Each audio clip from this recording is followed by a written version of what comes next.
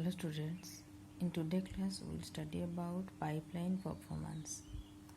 Okay, in the previous lectures we have seen that if we will not use pipelining concept, then a processor can complete one instruction first, then it will go to another instruction.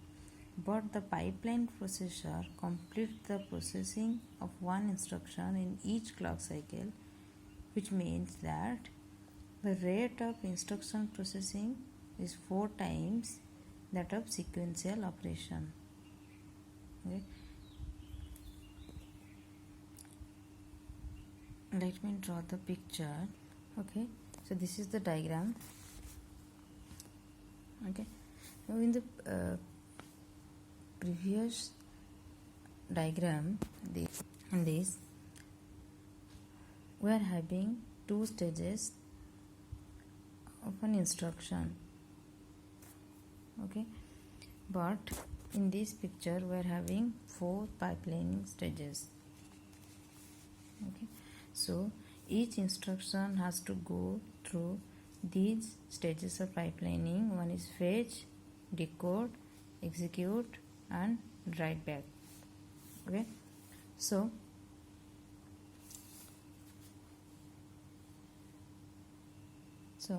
this means the rate of instruction processing is 4 times that of sequential operation.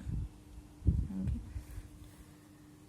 it means I1, after fetching the instruction, it will go to the decode stage.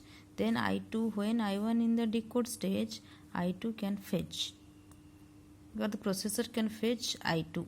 Then when it is in the I1 in the execution stage, then I2 can go to the decode stage, like this. Okay, so if I will do sequential operation, that means after the 4th clock cycle, I2 need to be started here. From here F2 stage will start. Okay, but when we are using pipelining concept, then after completing one stage, we can store the result in the buffer, and then it will go to decode unit, then another buffer, it will store the output of decode unit, and then that buffer will load the data of D1 unit or decode unit of I1 to the executed unit of instruction 1, like this. Okay, in the hardware organization of pipelining, we have seen that between every stage there is a buffer which stores the data for a temporary time period. Okay, so basically what happens, the potential of the processor increase in performance resulting from pipelining is proportional to the number of pipeline stages. Okay, so let me write it. So the potential increase in performance resulting from pipelining is proportional to the number of pipeline stages. That means if we increase the stage of pipelining, then the potential of the processor will increase, it will directly proportional. Okay, that means in a 3-stage pipeline, the potential of the processor is less than 5-stage pipelining. So, and this concept stands true if there is no interruption throughout the program execution. For example, in this figure, every instruction is executing step by step and one stage is completing in one clock cycle. But when I2 is executing, okay, instruction I2 requires 3 clock cycle. Here requires 3 clock cycle, 4, 5 and 6. Okay, it will do the execution part. So but if it will not do like this, then this it's W2. Okay, then this write operation must be done in the fifth clock cycle. Okay? But the execution of I2 is not completed till the fifth clock cycle. So in the write stage has nothing to do, or it has no data to work with, because after execution we can write back into the memory. Okay, so it has no work, so it will perform after the execution work completed. Okay. So the information in the buffer B2 that must remain intact until the execution stage has completed its operation. So it's the buffer, it must be clear in the fifth clock cycle, but as the execution unit is continuing its work, then the content of that buffer will remain constant. Okay, so this means the stage 2 has in turn, okay, so this will block the processor to do further works.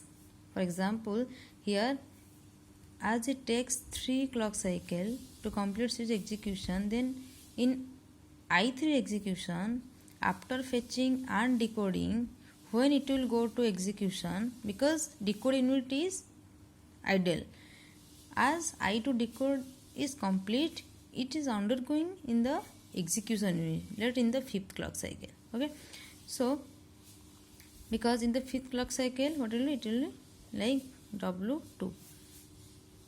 Okay, but it is continuing execution, then the I3 when it will go for the execution, then this unit is busy in executing the instruction I2. So for fifth and sixth clock cycle, I3 will be ideal in the decode stage. Okay, so after the execution, when it will complete execution, 7th clock cycle, it will complete its execution and go to the write back stage, then I3 will start its execution, and in the 8th clock cycle it is go for write.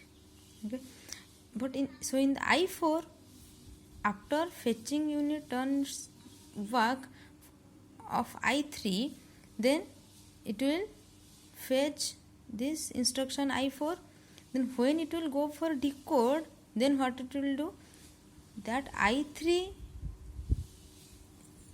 decode unit stores the data in the buffer, let B2 or B3, whatever, B3, then when it will load the data, it is already in the decode stage. The decode unit is not ideal. Okay, it is it holds this I3, so I4 will in the waiting. Okay, then when it will go to I3 go to execution stage, then I4 will go to decode stage, like this. Okay, and I5 will not continuing it fetching in operation until I4 going into the decode stage. So like this, if one instruction needs to complete one stage more than one clock cycle, then some stages must be stalled for some clock cycles, like this. Like here it is stalled for 2 clock cycle 5 and 6, it is stalled for 2 clock cycle 5 and 6, it is also stalled for 2 clock cycle. Okay, so normal pipeline operation, what it will do, okay, so what it will do, it will works like this. Okay, so this stalling of the instructions is called as hazards. Okay, so in the next class we will study about different hazards. Okay, this is how you increase the pipelining. Basically, pipelining performance can be measured through its stages and the interruption, like this. Thank you.